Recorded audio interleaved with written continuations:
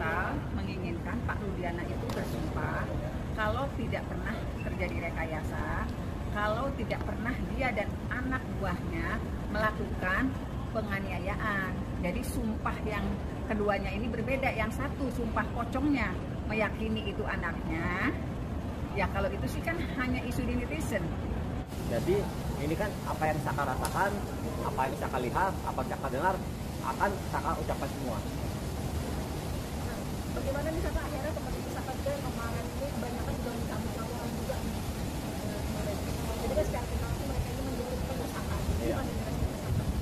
Ya alhamdulillah Saka juga sangat berterima kasih atas saksi-saksi yang telah dicabut, dan Saka juga tidak pernah memaksa harus dia tampil di media ataupun di mana juga Saka tidak pernah.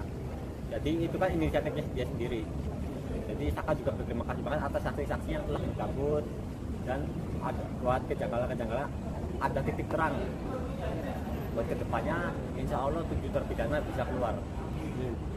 Saka sendiri melihat Ibtu Rudiana yang berani sumpah pocong dan sumpah 7 turunan akan sengsara seperti apa, Saka? Jadi kan waktu itu kan ya Saka juga ngeliat sendiri. Jadi di itu kan Rudiana berani sumpah pocong karena itu yang meninggal anaknya, bukan yang nantang Saka. Jadi Saka nantang dia Rudiana ya.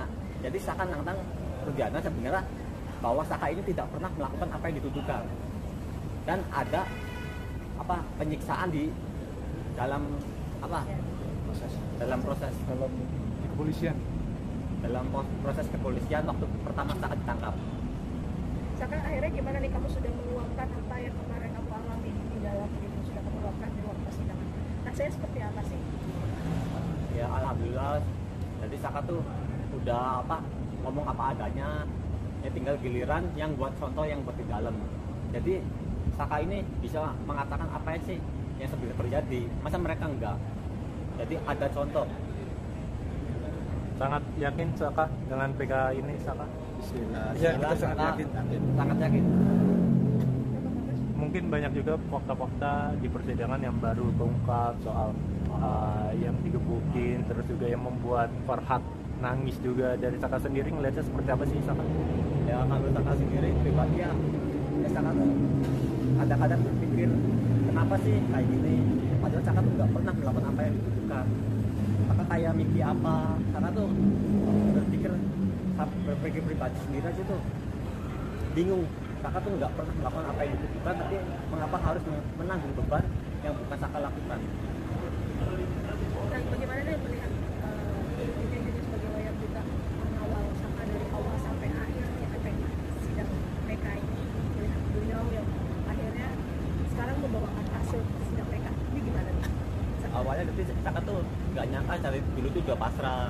Jadi kan keluarga Saka kan emang orang nggak mampu. Jadi kedepannya kayak gimana juga itu kan mungkin takdir kan nggak ada yang tahu. Keputusannya akan seperti apa kan nggak ada yang tahu. Mungkin ini juga udah takdirnya di tahun ini harus terbuka kejadian itu seperti apa, terus apa kejadian seperti apa, kondisinya seperti gimana, harus terbuka. Jangan ada hal-hal yang ditutup-tutupin. Bu Titit, mungkin ada yang mau ditambahkan soal Ibtu Rudiana yang bersumpah juga dari Bu Titit seperti apa? Ya kalau sumpahnya Pak Rudiana kan meyakini kalau yang meninggal itu anaknya. Ya kalau itu kan kita juga paham gitu. Tapi sumpah yang diinginkan Saka Tatal kan bukan sumpah itu. Saka Tatal menginginkan Pak Rudiana itu bersumpah kalau tidak pernah terjadi rekayasa, kalau tidak pernah dia dan anak buahnya melakukan penganiayaan. Jadi sumpah yang keduanya ini berbeda. Yang satu sumpah pocongnya meyakini itu anaknya. Ya kalau itu sih kan hanya isu di netizen. Nah kalau Saka Tatal justru memberikan fakta. Sumpah pocong yang diinginkan Saka Tatal itu Pak Rudiana menyatakan apakah benar dia tidak melakukan penganiayaan, apakah benar dia tidak melakukan rekayasa. Jadi versi sumpahnya beda. Nah kita ingin kalau dua-duanya disumpah pocong, versinya kan harus satu. Saka Tatal merasa dianiaya, Saka Tatal merasa dia bukan pelakunya, berarti ada rekayasa. Nanti kalau sumpah itu dilaksanakan, tinggal siapa yang akan menerima azab itu. Itu aja sih. Ibu, bagaimana Bu melihatnya perjuangan Ibu dari dulu dan akhirnya sekarang bisa terjadi adanya sidang PK ya Bu ya? kita tahu lah ibu dari yang susah sampai yang sekarang membela Saka gitu, itu gimana Bu? Ya sebetulnya kalau saya sih dari dulu meyakini Saka dan 7 terpidana lainnya tidak pernah melakukan kesalahan. Karena apa? Saya di Cirebon, saya tahu faktanya. Saya juga di fakta-fakta persidangan juga sudah terungkap semua sebetulnya. Tetapi saya tidak ngerti waktu itu kenapa tidak ada hati nurani dari Bapak jaksa dan hakim yang waktu itu melakukan persidangan. Padahal mereka sebetulnya tahu betul ketika bukti-bukti disajikan itu tidak pernah ada yang secara nyata membenarkan telah terjadi pembunuhan dan pemerkosaan.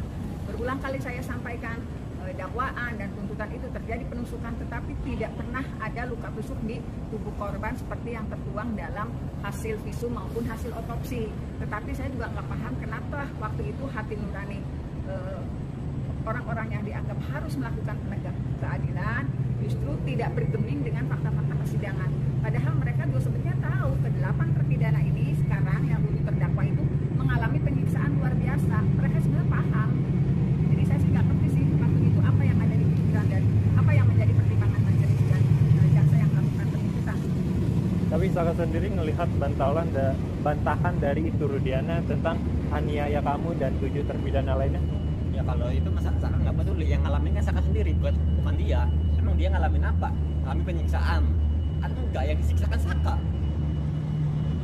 Tapi artinya banyak orang sekarang yang tahu bagaimana polisi diduga aniaya kamu ya. Ya kalau itu kan yang Bukan diduga lagi ya? bukan diduga lagi, itu emang udah ngalamin. Udah terbukti, udah terjadi. Jadi nggak usah mendengar dari omongan orang lain, harus nanya aja sama orangnya langsung. Jadi gini loh Mas, Saka itu kan Mbak, Saka itu sudah keluar dari penjara. Konyol kalau dia berkata bohong kalau telah melakukan penyiksaan. Sekarang ada Aldi yang juga waktu itu ditangkap. Konyol kalau dia ngomong di muka sidang dia juga mengalami penganiayaan. Emang Saka sama si Aldi sehebat apa sampai berani berbohong? Ya. Saka, gimana ngelihat perjuangan Bu Titin, Bang Krisna sama Bang Farhat untuk memperjuangi PK kamu? Kalau Saka sangat berterima kasih atas dorongannya, dukungannya juga dan bantuannya juga. Saka juga awalnya tuh nggak tahu bahwa ada orang-orang yang baik yang ingin membantu Ibu Titin. Awalnya kan Ibu Titin tuh sendiri, nggak ada yang backupan sama sekali. Jadi dari Saka pribadi dan keluarga Saka sangat berterima kasih. Semoga amal ibadahnya diterima sisi Allah. Terharu nggak sih melihat perjuangan 3 orang ini? Ya sangat terharu. Dan yakin akan menang Yakin. di Ya. MP. Pasti akan Yakin akan dikabulkan. dikabulkan. Mohon doanya semua yakin akan dikabulkan. Dari proses persidangan Persidangan. pasti akan dikabulkan Ya. dan terketuk hakim peninjauan kembali untuk membebaskan Saka dan 7 terpidana Amin. Ya. dan Ya. menghapus mantan terpidana itu.